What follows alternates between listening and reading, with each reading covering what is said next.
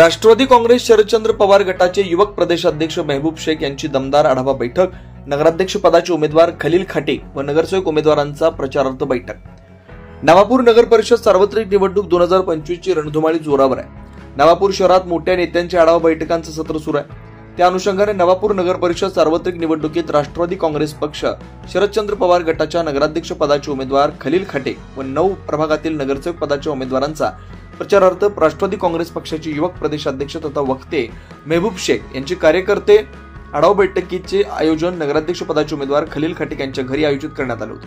यावेळी मेहबूब शेख यांनी आपल्या भाषण शैलीतून उपस्थित राष्ट्रवादी काँग्रेस पक्ष पदाधिकारी व कार्यकर्ते उमेदवार यांना मंत्रमुग्ध केलं होतं। नवापूर नगर परिषद सार्वत्रिक निवडणुकीत आपल्या पक्षाच्या उमेदवारांना निवडून दिल्यास नवापूर शहरात राष्ट्रवादी काँग्रेस पक्ष विकासात कमी पडू देणार नाही।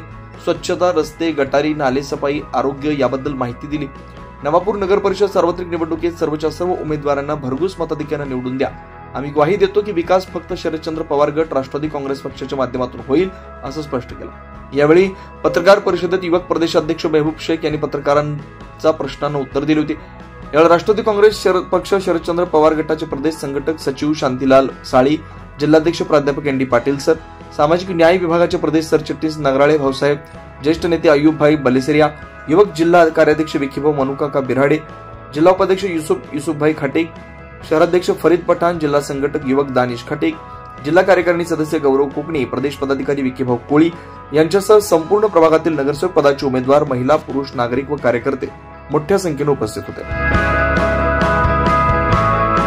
हे नवापूर स्वच्छ सुंदर असावं, इथं प्रत्येक घराच्या समोर नळ असावा, त्याला व्यवस्थित पाणी त्या ठिकाणी यावं, अंडरलाईन ड्रेनेज असाव्यात, स्वच्छता पूर्ण असावी, शहरात फार दुर्गंधीचं साम्राज्य आणि रस्ते चकाचक असावे। शेवटी वॉटर मीटर गटर ह्या बेसिक समस्या आहेत नगरपालिकेच्या।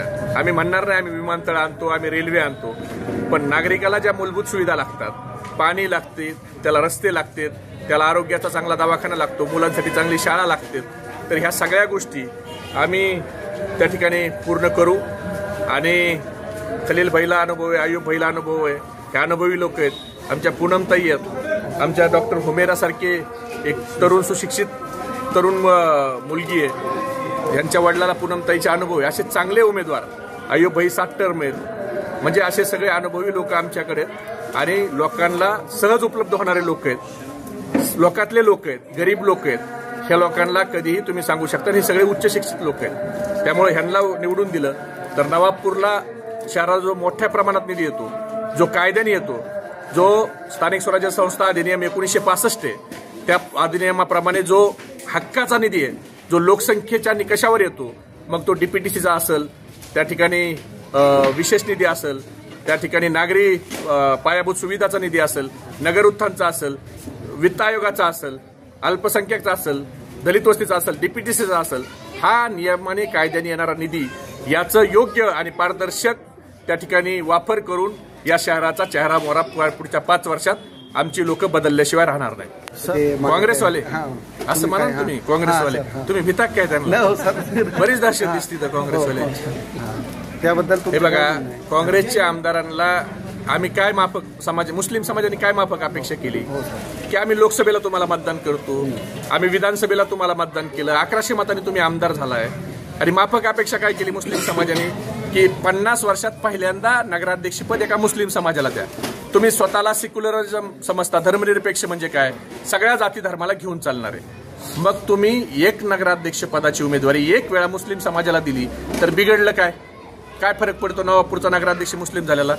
देशाचा राष्ट्रपती अब्दुल कलाम होऊ शकतात, देशाचे पहिले शिक्षण मंत्री हे मौलाना आझाद होऊ शकतात, मग नवापूर शहराचा खलील भाई जर नगराध्यक्ष झाले असते किंवा खलील भाई सोडा, तुमच्या पंजाला जो मान्य असेल त्या जरी माणसाला तुम्ही उमेदवारी दिली असती तर काय फरक पडला असता?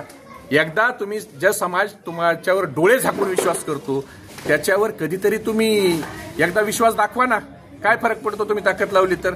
आणि तुम्ही प्रत्येक वेळेला भाजपाला भीती दाखवायची आणि आमचं मत घ्यायचं हे आता चालणार नाही। भाजपाला थांबवायची जबाबदारी एकट्या मुसलमानांची नाहीये, तुमची जबाबदारी नाहीये का? मग आता मी काँग्रेसला आव्हान करतो की जर तुम्हाला वाटतंय भाजप निवडून येईल तर तुम्ही सगळे आता खलील भाईच्या तुतारीच्या मागे उभा राहा आणि एक आदर्श दाखवून द्या की आम्हाला भाजपला रोखायचंय, त्यासाठी आम्ही तुतारी आमचाच मित्रपक्ष आहे, सेक्युलर मित्रपक्ष आहे, गल्लीपासून दिल्लीपर्यंत आमच्या सोबत आहे. सगळे मतदान जे विरोधात करायचे असतात, मग ते ट्रिपल तलाकचा असो, NRCCA असो किंवा वक्फ बोर्डाच्या बिलाचा असो, आम्ही तुमच्या सोबत विरोधातच मतदान करतो ना भाजपाच्या. मग एकदा मुस्लिम समाज म्हणून तुम्ही पाठीमागे उभा राहणार, द्या ना सगळ्या समाजाला संधी. आणि धोरण काय, धर्मनिरपेक्ष ही व्याख्या पूर्ण करून दाखवा ना, की नवापूरचा आम्ही नगराध्यक्ष सगळ्या हिंदू मुस्लिम बांधवाला एकत्रित घेऊन एका अल्पसंख्याक समाजाच्या माणसाला केलं, काय बिघडतंय. 24 लाईव्ह महाराष्ट्र न्यूजसाठी पंकज अहिरे, नवापूर.